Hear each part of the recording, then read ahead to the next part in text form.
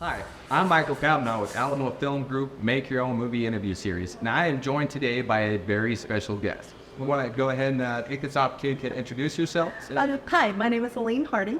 I am one of the Austin City producers for the 48-Hour Film Project, and along with my co-producer, Kara Marty, we also produce the Dallas 48-Hour Film Project.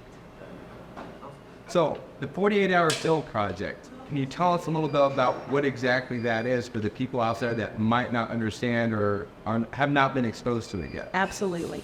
It is a timed filmmaking competition. It's the oldest timed filmmaking competition. You try and make a short film, 4 to 7 minutes. Every time I say that, people think 47 minutes. No, 4 to 7 minutes long. From scratch, you have to write it, film it, edit it, and if you like, score it in 48 hours. How did you get started in this? Well, when I was still living in Houston, I was involved with an improv group that joined the Houston 48-Hour Film Project. And at the time, I had very small children. So I showed up to their brainstorming session after they got all their elements and their genre and everything, and gave them a great idea, and then took my babies home and went to sleep, which is kind of not the way that that's supposed to go. But in my defense, I had very young children. But I did give them my then husband as their main actor. So I contributed. And then a year later, we moved to Austin, and I really wanted to get involved in the Austin project. Austin was one of the first cities to, outside of the original Washington, D.C., they were one of the first cities to adopt the 48-Hour Film Project, and I really wanted to get involved. But my experience and my training was a little stale because I'd had to work in the corporate world to take care of the family, etc. So anytime I would meet with someone and talk to them, they weren't interested. And then in 2012, I subscribed to the newsletter. And in 2012, I heard they were looking for a new city producer, but I was going through a divorce. I was like, okay, I gotta let this go. My life is too chaotic right now. In 2013, things had settled down, and the exact same ad came through on the newsletter. I was like, okay, 2 years in a row, I can't let this go. I've got to throw my hat in the ring. And I did, with no expectations whatsoever. And amazingly, I was offered the position. And I have to mention that if it hadn't been for the specific person who was hiring at that time, Brian Mallers, I probably would not have gotten the job. He told me later on he hired me for my enthusiasm more than my experience. And that's changed my life. And I mention that because he sadly passed away in June recently. And he touched a lot of people's lives, and it just encouraged them. So, it was easy to and here I am. So you've been doing this for a little bit with the 48-Hour Project. Can you give me your opinion on the film industry here in San Antonio, and what are some good things about it, and maybe what are some things that the community here needs to work on to rise to the level? I'll admit I'm not as familiar with the San Antonio the film industry, although we do get a lot of people that come up from San Antonio. There is a San Antonio 48-Hour Film Project run by Philip Nelson, and there's a lot of crossover. We have a lot of teams that go back and forth. Some live in San Antonio, some live in Austin, some live somewhere in between. I've been very impressed with the films that have come out of the San Antonio 48. More often than not, they go further at Filmapalooza, which is our annual global championship round. And they have a tendency to get more awards than Boston. And they're making some really great films here in San Antonio. I've heard that the community is a lot more supportive because there's not as much going on here as there is in Boston. There's so much going on in Austin. It's hard to get attention from the local organizations and businesses sometimes. But here in San Antonio, they're much more supportive in the local project. I envy Phil for that. So you just returned from Cannes and attended a film festival there. What can you tell us about it? Oh my gosh. Okay, so the Cannes Film Festival is one of, if not the most prestigious film festival in the world. It's not the biggest, but it's definitely where a lot of magic happens. And I am looking forward to going back, but honestly, it was so chaotic that I spent most of my time just figuring out how to get around. So I started having a good time my last day. I'm like, oh, this is what I'm supposed to be doing. Man, I wish I were staying longer. If you've ever been to Paris, Cannes is not Paris. In Paris, there's a lot more people who speak English. They're actually very nice. I was told to expect them to be rude. They're very nice at there. And the buses are great. Google's up to date. Just everything's wonderful. And Google is like 8 years out of date. Nobody speaks English, or at least not that they want to admit to. And the buses are a nightmare. At least they are during the festival. I had 2 apps I was trying to use to figure out where the buses were, and I couldn't figure it out. So if I get a chance to go again, assuming somebody else isn't paying for me to have a really expensive hotel right near there, which I'm not expecting. I'm going to stay in either Antibes or Nice and take the train in, because you can get closer to the festival on the train for the same amount of money that you could take an Uber. The Ubers are very expensive. So they start at 14 bucks to go a few blocks. So, So, what's next on the horizon for Alyne? Do you have any projects or any things? Well, we are kicking off in Austin, June 9th. So that's our filmmaking weekend is the 9th through the 11th. And we're still kind of nailing down some final details on where that's going to be.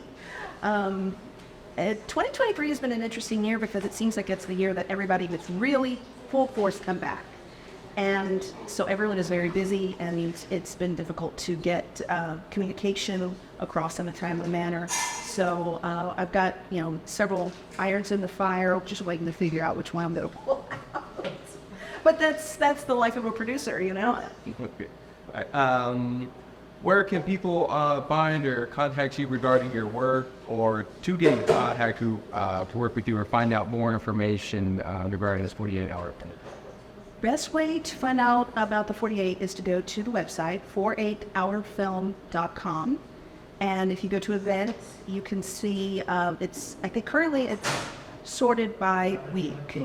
They're talking about trying to get it sorted by alphabet or some other options, but it's a new website. They're getting the functionality back up to the previous website, believe better.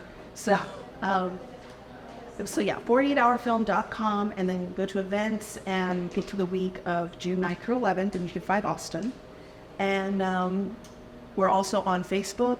Just look up Austin 48hourfilm.com, 48-hour film project, Austin 48-hour film project. There we have a page, we have a discussion group. In order to join the discussion group, you basically have to answer a couple of questions to say, yes, I'm interested in the film industry and working with the film industry, and yes, I live in Texas, or I work in Texas on a regular basis. And we were very informal about what we allow to be posted. As long as it is related to the creative industry in Texas, you can post it, because I'm very much about collaboration. I want people to work together. And so the more people work together in Texas, the stronger the film industry will be. We're also on Instagram, TikTok, LinkedIn. We're also on Twitter, because that is right in Vegas too. So, and then the Dallas project also has everything but Twitter. So. Okay. Another question. So what is your favorite part in the process and everything going into the 48-hour film projects? Your favorite part? My favorite part is putting people together. Seeing people who maybe have never met or worked together before, and then they take a chance and they work on this little project, because there's really not a lot to lose. one way or another, you're going to come out of this experience having learned something. Absolute worst case scenario, it is going to be a learning experience. Sometimes you learn who you can and can't trust to be there. Sometimes you learn that, okay, this person will be there, but we have different production styles. So we're friends, but we're not going to work together anymore, that sort of thing. Or there's a specific type of project we're going to work with them on. You'll learn a lot about the people that you're working with. You'll learn a lot about what you're capable of. Since the writing has to be done after the kickoff, so we suggest you write on Friday, film on Saturday, post-production on Sunday. Although, if you can do post-production while you're filming, that's a better idea. And so it's helpful to have people that you can trust, that you can work well with, to find out what you can come up with in the spur of a moment. So we have people who are brand new, who've never touched a camera before. You can use your phone. The phones have gotten that good now. And we've got people who are professionals that just need a bit of a spark, or they do this to keep themselves fresh. And yes. Do you have any words you want to put out there to the fans or do you have a message of encouragement or motivation for people out there that might be thinking in their head, I want to do this, but it just seems like too much, not enough time. Yeah. I don't think I can do it. Any special words for those people? Just do it. You have no idea what you're capable of.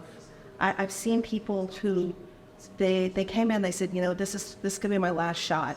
If I can't make something out of this, I'm giving it up. And then they make top 10 or they win the project and they're like, that's it. This is my life. I won't follow this.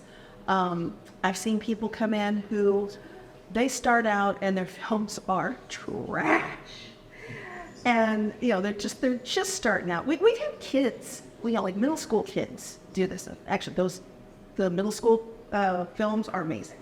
But yeah, we've had some people come in that their films are trash, but they keep on, and every time they get better, and then they go on to bigger and better things. We have one of our winners is now writing for Lopez versus Lopez. Another alumnus of the Austin Project has just been cast in a live-action Star Wars series. I am so jealous. I'm really proud, but I'm also really jealous. That's amazing. Yeah. Before my time, one of our alumni was Alex Karpovsky. He was in the HBO series Girls. He had a regular role on Girls.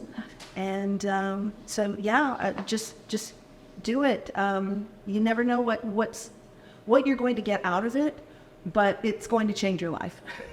Have you ever participated in a 48-hour make a movie project? Well, I did the one in Houston in 2007. Since then, during the lockdown, we were trying to figure out, can this continue under safe conditions? And so they ran an experiment called the Stuck at Home 48. And the idea was they gave out a couple of lines of dialogue that you had to use somehow in your script. And you had to use what you had on hand. So whoever you were quarantining with. So I made a short film. I did not get it in on time. And it turns out that the film was much too short, but I had never made a film of my own, and so I'm really proud of this complete failure. So I made it with my mom and my 2 kids and my dog, and it was an eye-opening experience. I already knew what the pressures were for the teams, but this really brought it home. And I'm hoping this summer to participate in a competition in Corpus Christi, which is where I'm from, called the CC7D. It's a 7-day filmmaking project. And I figure, especially if I recruit some of my 48 participants, what they could do in 2 days, oh my gosh, we've got 7 days. I can't wait. one thing I would like to promote, I suppose, is film meetups. I'm not as familiar with what's going on here in San Antonio. Phil would have more information about that, but I know in Austin, there's the Austin Film Meet and the Austin Entertainment Business meetups. Network Austin Mixer, I think, is still on Zoom, but that's a good one to check out. That's one of the best places to meet people who are, kind of on the ground, trying to get work, trying to collaborate, and places where you'll meet people who might be willing to teach you something or, help you move along. So yeah, just get out there and meet people. With that, we are out of time. Once again, I am Michael Kavanaugh with the Alamo Film Group Make Your Own Movie interview series. And I want to express deep gratitude towards Oya Cafe Express for letting us use their location and being so hospitable. And I would like to thank our guest, Alyne, for sharing her time and information with us as well.